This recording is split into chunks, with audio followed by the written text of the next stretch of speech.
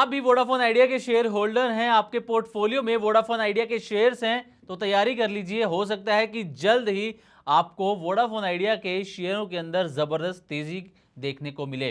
दरअसल आप ये तो जानते हैं कि वोडाफोन आइडिया टर्न अराउंड करती हुई अब ये नजर आ रही है, टर्न अराउंड स्टोरी अब बनती हुई नजर आ रही है। और ये आप ये भी जानते हैं कि वोडाफोन आइडिया ने बैंकों से करीब करीब 35,000 करोड़ रुपए के फंड की मांग अपनी रखी थी, जरूरत अपनी बताई थी।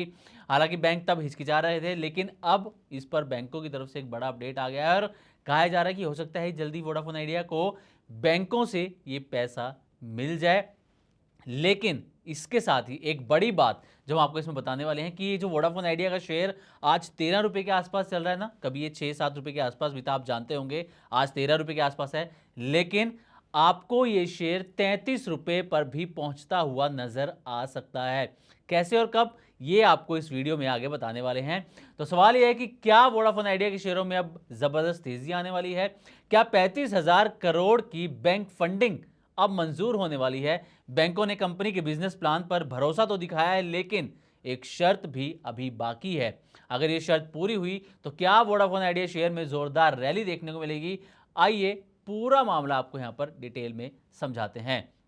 दरअसल वोडाफोन आइडिया के बिजनेस प्लान पर आपको बता दें कि बैंक सहमत होते हुए नजर आए हैं। आप ये जानते हैं कि वोडाफोन आइडिया ने बैंकों से 35,000 करोड़ की फंडिंग मांगी थी।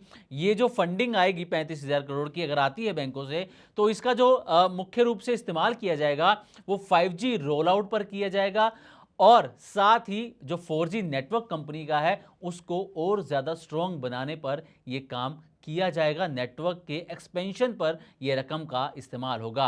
और मीडिया रिपोर्ट्स के मुताबिक बैंक अब कंपनी के रेवेन्यू प्रोजेक्शन, कैश फ्लो और डेट सर्विसिंग के अनुमान से काफ़ी हद तक सहमत हो चुके हैं।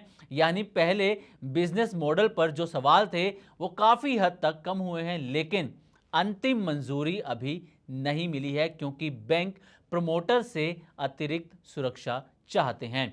तो पहले आपको ये बताते हैं कि आखिर शेयरों में तेजी क्यों आ सकती है, इसके पीछे रीजन या ट्रिगर्स क्या हो सकते हैं।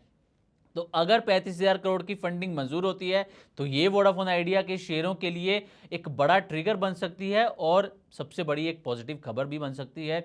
इससे कंपनी अब 5G एक्सपेंशन, 4G नेटवर्क मजबूत करने की अपनी रफ्तार को और ज़्यादा बढ़ा सकती है। इस वजह से शेयर में तेजी आ सकती है। बेहतर नेटवर्क से नए ग्राहक जोड़ने को और पुराने ग्राहकों को रोकने में कंपनी को मदद मिलेगी। और आप जानते हैं कि पिछले कुछ क्वार्टर से या पिछले कुछ सब महीनों से जो है वोडाफोन आइडिया के पास नए कस्टमर्स भी आ रहे हैं जो पहले लगातार कम हो रहे थे। अब वोडाफोन आइडिया में नए ग्राहक, नए यूजर्स जुड़ते हुए लगातार नजर आ रहे हैं जब से सरकार की तरफ से एक बड़ा रिलीफ मिला है। अब निवेशकों को यह संकेत भी मिल रहा है कि बैंक भी कंपनी के फ्यूचर पर भरोसा दिखा रहे हैं और यही वजह है कि फंडिंग की मंजूरी शेयर के लिए बड़ा ट्रिगर मानी जा रही है। अब हमारे एक्सपर्ट्स क्या कह रहे हैं शेयरों को लेकर, चलिए आइए एक बार उन्हीं के मुंह से सुनते हैं।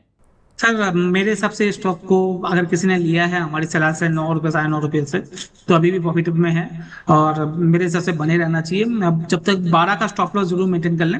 अगर 12 टूटता है तो निकल जाएंगे, अदरवाइज इसको होल्ड करके रखना है। ये जो बैंकिंग और प्रोमोटर के बीच में बात चल रही है ये बहुत जल्दी सुलझ जाएगी। हर बिजनेस में ऐसा आता है, जब आप लोन लेने जाते हो कुछ डॉक्यूमेंट, कुछ ये वो ऊपर नीचे होता है, वो एडजस्टमेंट धीरे धीरे हो जाता है, सारे डॉक्यूमेंट रेडी हो जाएंगे क्योंकि वोडाफोन को भी पैसा की जरूरत है और बैंक को भी लोन देना है। दोनों केस नहीं, दोनों केस है।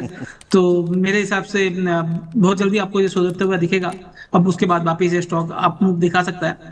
अभी के लिए हमारा जो 16-17 का टारगेट है वो इंटैक्ट है। उसके बाद 33 रुपए का टारगेट, 17 के बाद उसका 33 रुपए का टारगेट हम बात करेंगे। 30 रुपए मुझे याद है सर, लास्ट टाइम आपसे जब मेरी बात हुई थी थोड़ा और आपने ऊपर किया है, रिवाइज किया है इसको। हाँ, थोड़ा सा रिवाइज हुआ सर, 33 रुपए हो गया सर। सर आइडिया में जब से टारगेट अचीव हुआ है 15.39 का, उसके बाद से कोई नया पैटर्न बना नहीं है। 10-20 वीक मूविंग एवरेज रीटेस्ट होने आया है।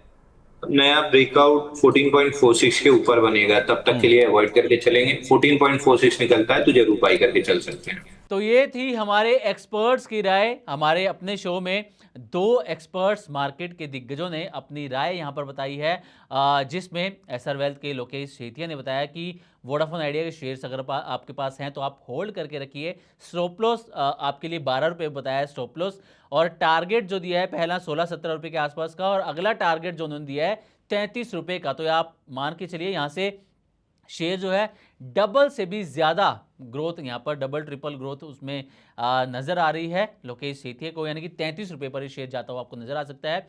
और वहीं अंशुल जैन ने कहा है कि 14 रुपये 46 पैसे का लेवल पार होने के बाद वोडाफोन आइडिया को वो रिव्यू करना यहां पर प्रेफर करेंगे। तो 2 एक्सपर्ट्स की राय हमने आपके सामने रखी है। अगर आपके पोर्टफोलियो में शेयर हैं तो ये आपके लिए बेहद फायदेमंद साबित हो सकती है हमारे एक्सपर्ट्स की राय। और अगर आप नई खरीदारी करने की सोच रहे हैं तो तब भी आपको ये जो उनकी राय है, एडवाइस है, ये आपकी मदद कर सकती है।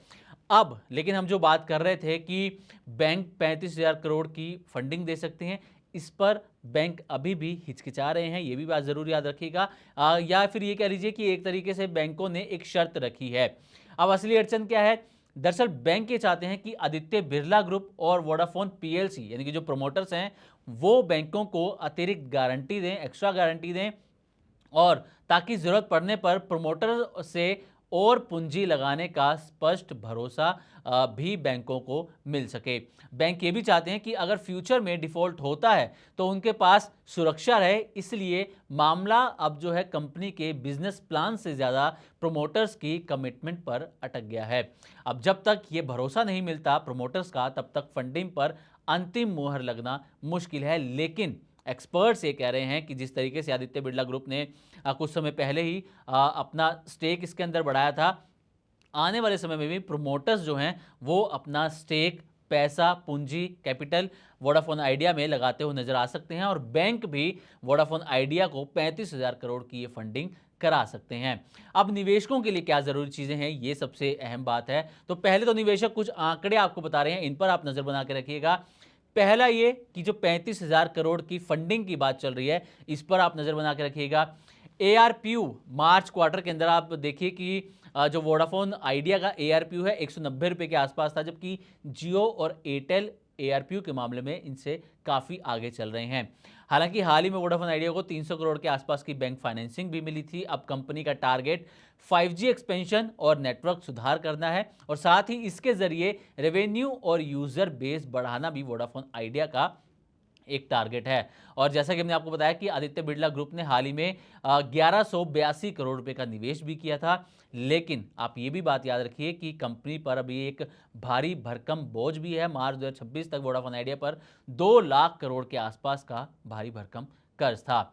अब रिटेल इन्वेस्टर्स को किन 5 चीज़ों पर नजर रखनी चाहिए, ये भी जान लीजिए। पहला, ये फंडिंग जो 35,000 करोड़ की बात हो रही है।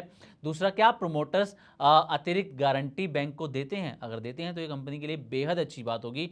साथ ही Q1 FY27 के जो नतीजे हैं, रिजल्ट्स हैं, वो कैसे रहते हैं? ARPU में सुधार होता है या फिर नहीं होता? सब्सक्राइबर ग्रोथ जारी रहती है या फिर नहीं? इन सब चीज़ों का रिटेल इन्वेस्टर्स को ध्यान रखना है। अब निवेशकों के लिए सबसे बड़ा निष्कर्ष क्या हो, क्या अभी खरीदारी का समय है या फिर नहीं? तो आपको बता दें कि ये खबर पॉजिटिव ट्रिगर जरूर है, लेकिन फाइनल अप्रूवल अभी बाकी है। सिर्फ फंडिंग मिलने से कंपनी तुरंत मुनाफे में नहीं आएगी। असली परीक्षा होगी 5G एक्सपेंशन, नए ग्राहकों को जोड़ना, ARPU बढ़ाना, और ये जो डेट का मैनेजमेंट है ये सही तरीके से करना। अगर प्रमोटर्स अतिरिक्त गारंटी देते हैं और बैंक फंडिंग मंजूर कर देते हैं तो बाजार इसे बड़े पॉजिटिव ट्रिगर के रूप में, साइन के रूप में देख सकता है। लेकिन अगर फंडिंग फिर से टलती है या गारंटी पर सहमति नहीं बनती तो शेयर पर दबाव भी आ सकता है। इसलिए निवेशकों को अगले कुछ हफ्तों में बैंक और प्रमोटर से जुड़ा हर अपडेट पर नजर रखनी चाहिए। तो उम्मीद करते हैं कि वोडाफोन आइडिया पर हमारी तरफ से दी गई जानकारी आपको अच्छी लगी होगी। इसी तरह की और भी वीडियोस के लिए देखते रहें Money9 और सब्सक्राइब करें हमारे YouTube चैनल।